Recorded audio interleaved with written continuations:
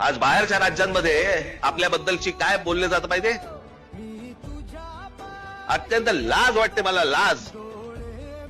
हे कोण आहेत लोक म्हणे? परचेसेबल कम्युनिटी, विकत येणारी माणसं, विकत घेता येणारी माणसं,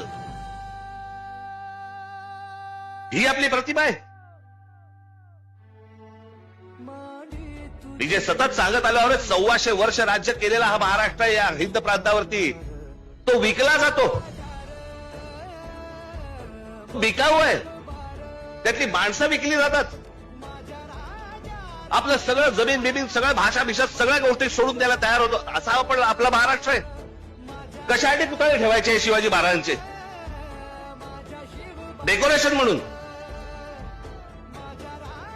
या गोष्टी शिकवल्या या माणसाने आम्हाला.